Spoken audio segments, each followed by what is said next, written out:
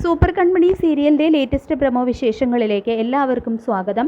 അങ്ങനെ ഭാമ അമ്മായിയെ സന്തോഷത്തോടെ യാത്രയാക്കാൻ ഒരുങ്ങുകയാണ്.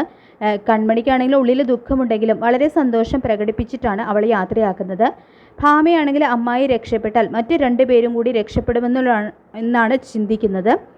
എത്രയൊക്കെ ദ്രോഹിച്ചിട്ടുണ്ടെങ്കിലും അതൊന്നും മനസ്സിൽ വെക്കില്ലല്ലോ നമ്മുടെ കൺമണി. ഇപ്പോൾ ദ്രോഹിക്കുന്നവരുടെ കൂടെ നന്മ ആഗ്രഹിക്കുന്നവളല്ലേ അവൾ. അവർ പോകുന്നത് വേറൊരാൾക്ക് ഒട്ടും പിടിക്കുന്നില്ല, മറ്റാർക്കുമല്ല, ധനലക്ഷ്മിക്ക് തന്നെ.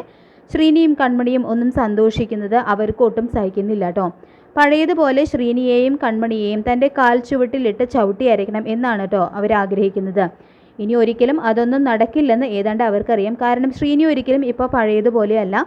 കൺമണിയല്ല, ഒന്ന് കൊടുത്താൽ 10 തിരിച്ചു കിട്ടുമെന്ന് അവർക്ക് നന്നായിട്ട് അറിയാം. കൂടാതെ ഭാമ അമ്മായി വിസ കൊടുക്കുമെന്ന് പറഞ്ഞ് പറ്റിക്കുകയും ചെയ്തല്ലോ. അതുകൊണ്ട് ആകെ കലിതുള്ളിയിരിക്കുകയാണ് ധനലക്ഷ്മി. പക്ഷെ അതൊന്നും പുറത്ത് കാട്ടാനും വയ്യല്ലോ. പുറത്ത് കാട്ടിയാൽ താൻ ഈ വീട്ടിൽ നിന്ന് പുറത്താകുമെന്ന് അറിയാം ധനലക്ഷ്മിക്ക്. പിന്നീട് രാവിലെ കൃഷി ഓഫീസിൽ കൊണ്ടുപോകാനായിട്ട് ഞാൻ വരാം. അമ്പലത്തിൽ കൺമണി വന്നാൽ മതി, അവിടെ ഞാനുണ്ടാകുമെന്ന് പറയുന്നതിനനുസരിച്ച് കൺമണി അമ്പലത്തിലേക്ക് പോവുകയാണ്. അവിടെ വെച്ച് കൃഷ്ണനെ കാണുന്നുണ്ട്.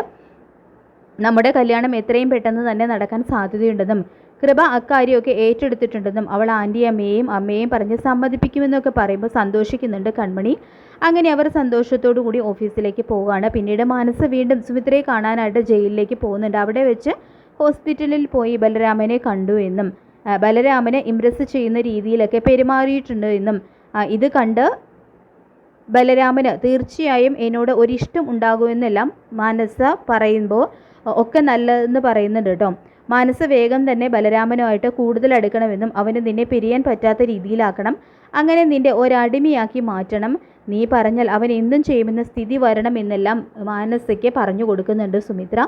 ഇത് അടുക്കാനും സാഗറിൻ്റെയും സുജാതയുടെയും മരുമകളാകാനുള്ള കരുനീക്കങ്ങൾ ഞാൻ നടത്തും.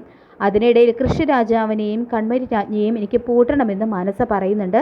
ഇതിനിടയിൽ ഒരാളെ സൂക്ഷിക്കണം, ഭാഗ്യശ്രീ, എൻ്റെ മകൾ. അവൾ ബലരാമൻ്റെ ഭാഗത്താണ്. എന്നെ ശത്രുവായിട്ടാണ് അവൾ കരുതുന്നത്.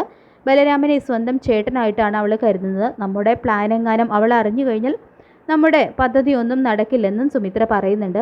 അതൊക്കെ ഞാൻ സൂക്ഷിച്ചോളാം, നമ്മുടെ പ്ലാൻ നമ്മളല്ലാതെ വേറെ ആരും അറിയില്ല എന്ന് മാനസയും പറയുന്നുണ്ട്. പിന്നീട് ശ്രീദേവിയെ എന്തോ കാരണത്താൽ കൺമണി ചേട്ടനിട്ട് പൊട്ടിക്കുന്നുണ്ട്. മാനസ സുമിത്രയോട് ബലരാമനെ ഉദ്ദേശിച്ച് ഒരടിമയായി തന്നെയാണ് ഇനി എനിക്ക് വേണ്ടതെന്നൊക്കെ പറയുന്നുണ്ട്. പിന്നീട് ഹോസ്പിറ്റലിൽ വീണ്ടും ബലരാമനെ കാണാൻ പോയ മാനസ ബലരാമൻ്റെ ഇഷ്ടം തിരിച്ചറിയുന്നുണ്ട്. അയാൾ അങ്ങനെ ഒരു ഇഷ്ടം മാനസയോട് തോന്നുകയാണ്. മാനസയുടെ പ്ലാനൊന്നും പാവം ബലരാമന് അറിയില്ലല്ലോ.